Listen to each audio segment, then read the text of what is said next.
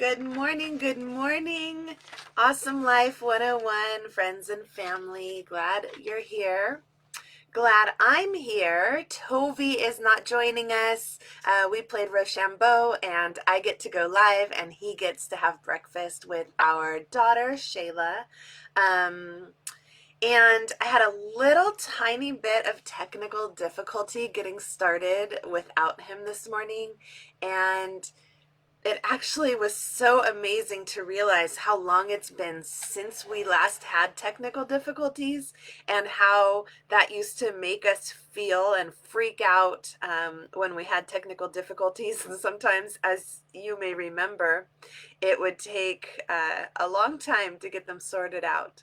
So it's pretty exciting to see the progress, and we appreciate those of you who have stuck with us through the hardest times and, well, the hardest time so far, and are still with us here today. With no further ado, I want to get into our topic for the day, optimal health for your awesome life. And I know some of you came here for the promise of building an online business.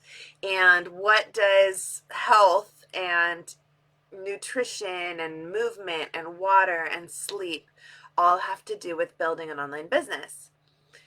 Well, I would have thought the same thing a year ago, but we are in a major digital marketing educational program, and a big part of it is your healthy body.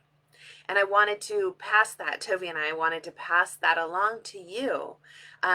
This concept that if you don't have a healthy body, it is really difficult to achieve your other goals. Because healthy body, you have the energy that it takes, right? You have the mental clarity that it takes to build a business. You have the stamina. And it makes it all worth it, right? Because if you pour into your business only and you forego your health for any period of time, then you get to the end and you have this great business, but for what if your body's not healthy? And you can really do damage in your body that it takes a long time. I don't want to say irreversible, but can be very difficult to remedy. And so as you're building your business or whatever awesome life goals you are pursuing, a healthy body has got to be a priority as well. That's our opinion. You can do what you want with it. And I've been thinking a lot about this because for me, sometimes once I get one ball and I'm like juggling that one ball, so maybe that one ball is starting your business, right? You're like, okay, I think I've got this one ball juggling. And then as soon as you add in another one, you drop it. But you know what? That's okay. Just pick up the other ball. Business, health, business, health, business, health. And then next week we'll throw in something new, right? Relationships, whatever it is, community, philanthropy. And, so you drop something, you pick it back up. Don't let this overwhelm you or stress you out. You might want to take some notes. I always recommend that because I used to teach 7th grade. But just take what you can. Take what serves you and set aside what doesn't for now. Okay? And reach out if you have any questions. I'll try to drop some links in the chat later. So obviously the first thing that most people think of when we think about health is food, the food that we eat. And I want to be really clear that healthy body is not necessarily related to weight loss. And I feel like in our North American culture, sometimes we just automatically conflate those two things. So I'm not necessarily advocating weight loss. All of the things I recommend will contribute to weight loss if your body needs it. But weight loss is not necessarily the goal. The goal in my mind is always to have a healthy body that's going to empower me to do the things I want to do and to live a long time, because I need a lot of time to achieve all the good I want to do in the world. So back to food. Just a quick refresher, probably everybody knows in terms of nutrition, there are three macronutrients: protein, fats, and carbohydrates. And then within those, there's, specificity about what kinds of proteins, what kinds of carbohydrates, and what kinds of fats. So in particular, in terms of carbohydrates, right? I know there's all this stuff about carbohydrates and fats.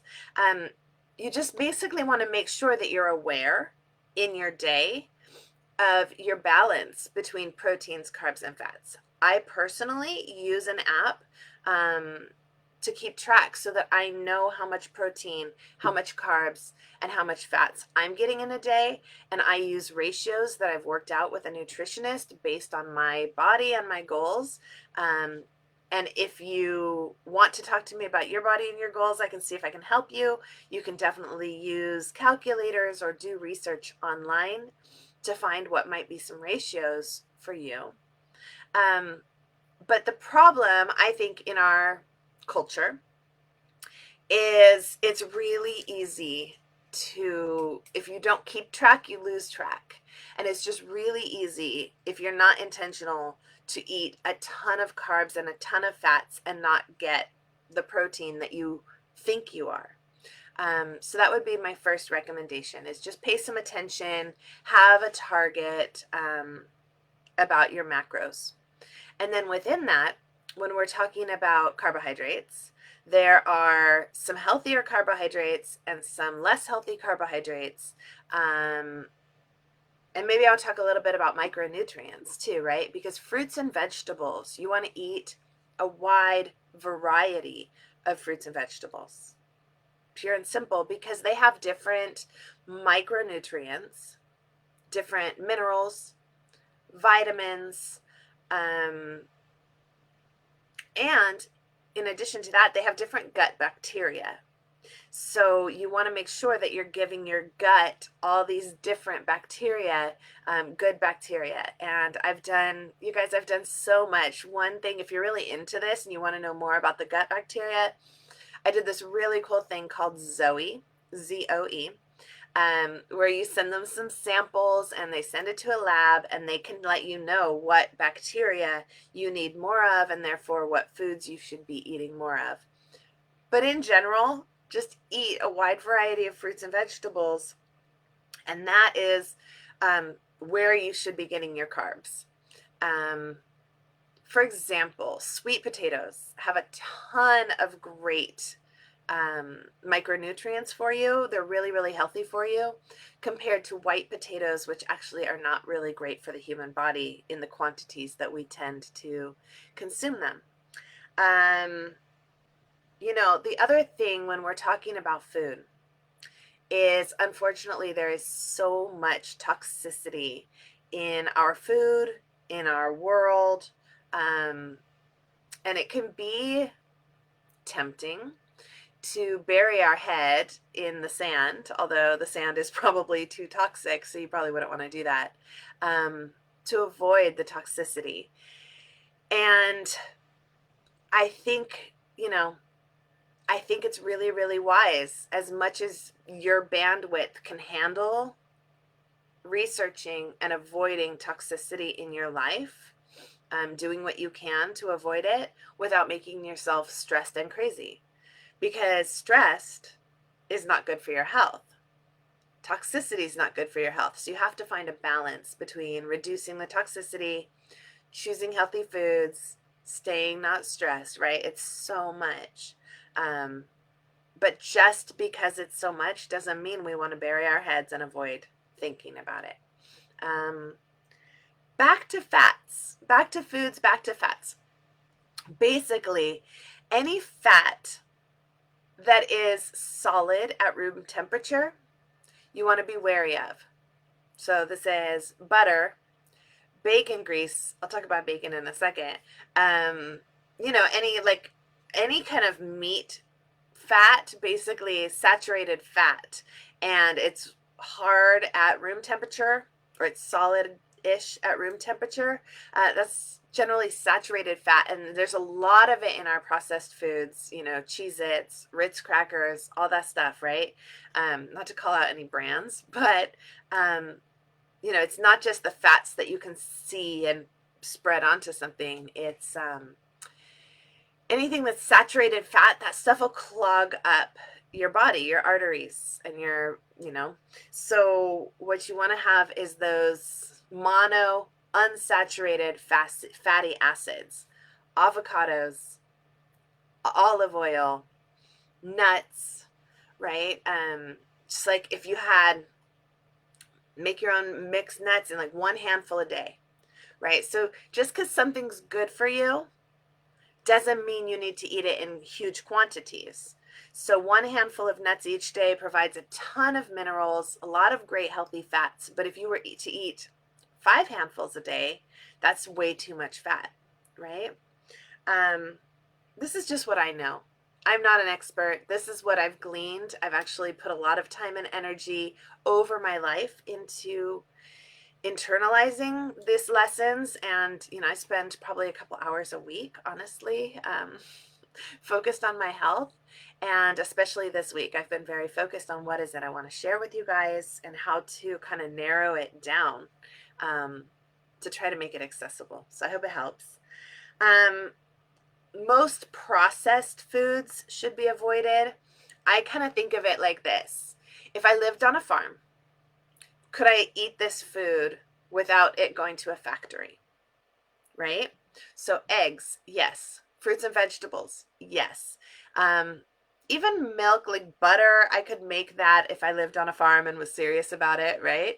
On the other hand, Oreos, popsicles, well, fruit juice is a whole nother thing. That's a lot of sugar. You might want to avoid pure sugar, lots of juice and popsicles, those kind of things. But when I do give my kids popsicles, it is no artificial colors, no artificial flavorings. So keep that in mind. Just try to do your best with it. But try to avoid foods that would have to come from a factory. The more processing that they go through in the factory and the more they are just chemically created, the more havoc generally that they're going to do in your body. Finally, when it comes to foods, there is a lot of convincing research out there. And I know a lot of people don't want to hear this, but there's a lot of convincing research that the wheat that we currently have in our food system is damaging to all human bodies. And we may not be feeling the effects of it yet, but it could still be doing damage to our digestive system over time that eventually is going to lead to a problem. So since that's true, or if that's true, if that's scientifically proven, and that's up to you to believe me and my research or go do your own research. But if that's true, we want to reduce the amount of wheat. Now, the good thing is that our digestive system is one of the fastest renewing parts of our body. Do you know that you have absolutely all new cells from right now, 7 years from now? Every cell in your body will be new. And it's only that long because bone cells take that long to renew. But like the lining of your digestive system is within, I forget, it's very, very fast. It's within hours, I'm pretty sure. And so if you eat wheat with your breakfast, your body heals itself, your digestive system heals itself from the damage you just did. And then if you eat wheat again at lunch, it goes back and it heals itself. And you eat wheat again at dinner, it goes back and heals itself. But you may be doing more damage than it can heal fast enough. Do you see what I'm saying? Especially those of us who eat 6 times a day or who snack throughout the day on crackers and whatnot. So if you can even limit your wheat intake to 1 meal a day, right? And give your body a longer time to repair that damage. Because basically what happens when you break down the lining of your digestive system, bigger particles can then pass through, right? Think of the lining as like a net or a cheesecloth, right? And these particles, the right size particles, are supposed to pass through, but the bigger particles aren't supposed to pass through until they're broken down. But if you've got these tears be due to the wheat, um, then the bigger particles pass through and it triggers an autoimmune response. And that's why a lot of people who have autoimmune diseases are told to go off wheat. And it can also trigger inflammation in general. So you might just want to experiment with that. Give it some, 6 months with no wheat and see how you feel and gauge it, right? Okay. Enough about food. I've gone so long. There's so much I want to share with you guys. I talked a little bit about toxins. Let's talk about movement. And this is also related to toxins. The thing that people don't talk a lot about yet is the lymphatic system. So in our body, some of the most important systems, obviously our circulatory system, our cardiovascular system, the way our heart works and pumps the blood throughout our body.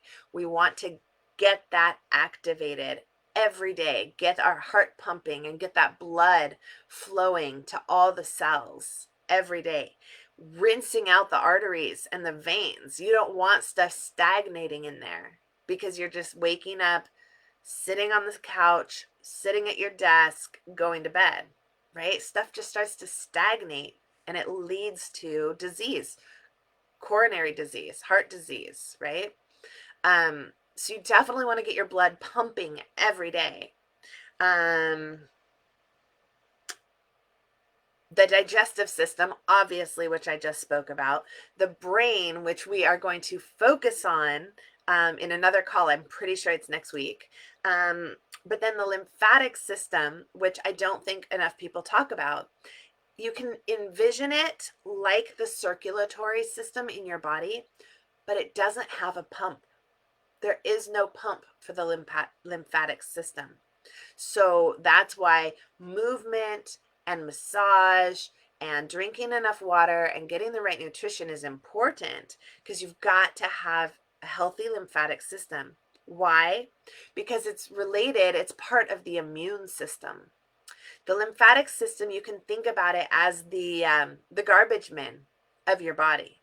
Have you ever had the garbage men go on strike in your neighborhood?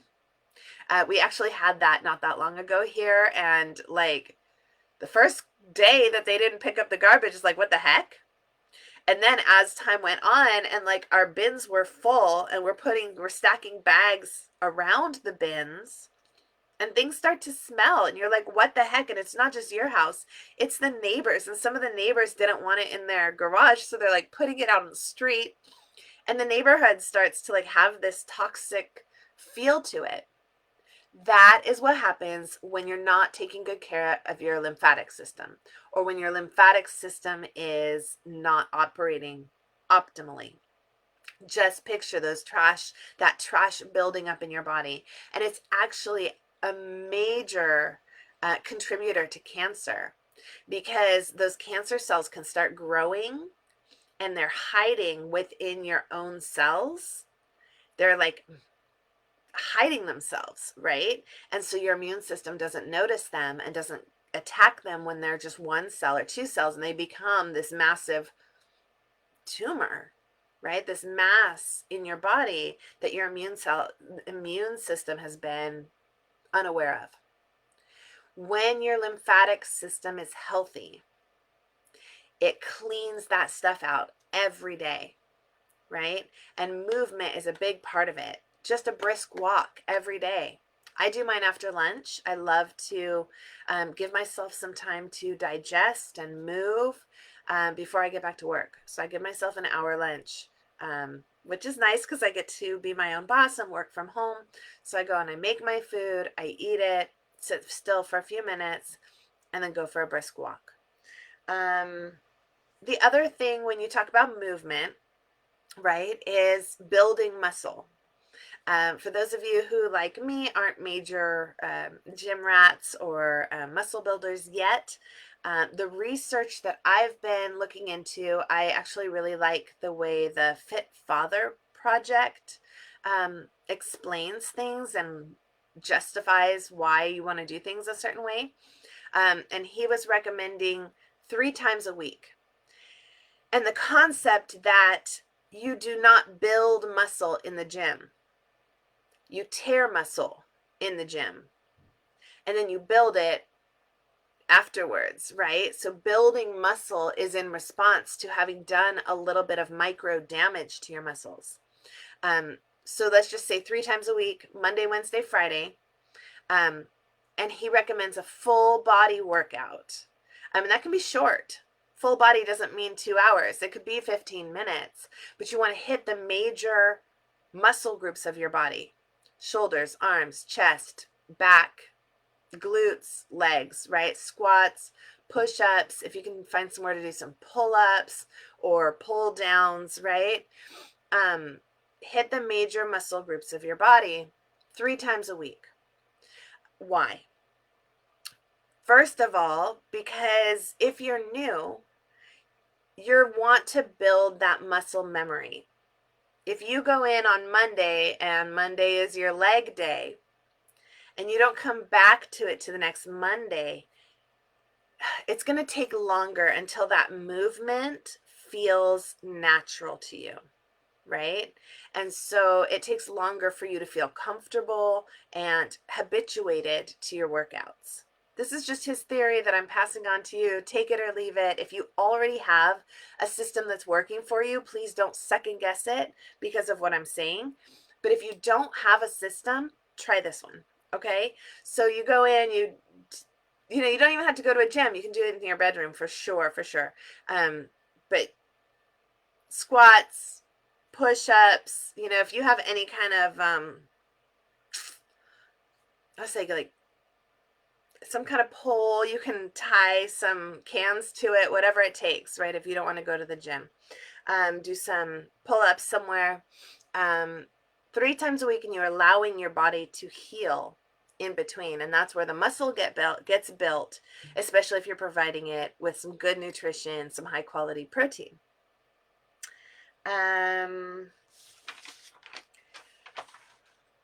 Talk a little bit about water intake. I know you've all heard it. I know there's tons of different recommendations out there. Occasionally you hear about somebody being told that they're drinking too much water. If you think you're in danger of drinking too much water, talk to your doctor about it. Call them and ask that question. But in general, most of us aren't drinking too much water. We're drinking too much coffee, soda, juice, beer, anything that's not water. So if you can switch a few of your beverages a day and really focus on water, and if that's not you, obviously, good for you if you're already drinking plenty of water. But for the rest of us, it just really, really helps thin everything in the body and gets everything flowing and working better. Our body is just an electrical chemical system. And water is a really good conductor of both the electric impulses and the chemical impulses. So the more that everything's flowing in your body, the healthier you're going to be. I forgot in that, reminded me, I didn't talk about stretching when I talked about moving your body.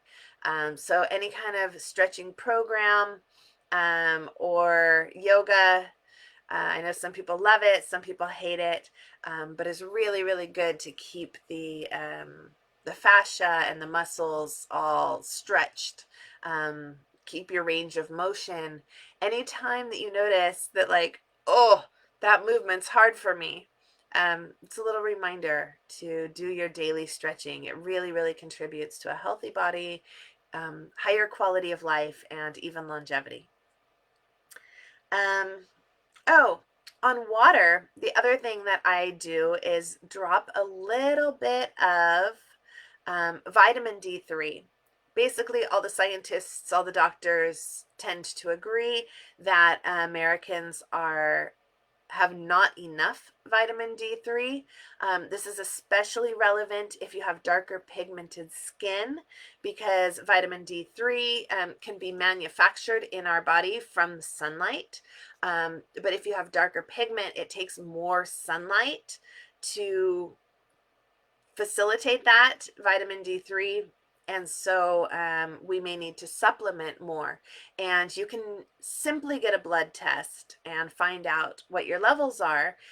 Just be careful, because sometimes the doctors will tell you things are in a normal range. But if you're in the very low part of normal, that may not be enough, right? And so you may want to ask them if you could supplement a little bit to get to the higher range of normal, right? And on that note, a few years ago, I was having serious health issues, and I went to the doctor for 18 months. And I kept going back, and they couldn't figure out what was wrong, and they'd try this, and they'd try this, and they'd try this. And finally, I went, and one of the doctors, it was not my regular doctor, it was like an, on-call doctor, said, well, let's get some blood tests done. I was like, why didn't anyone think of that before? So if you're having health issues, it's now a habit that I have. When I'm having a health issue, I ask them, can we get some blood work done?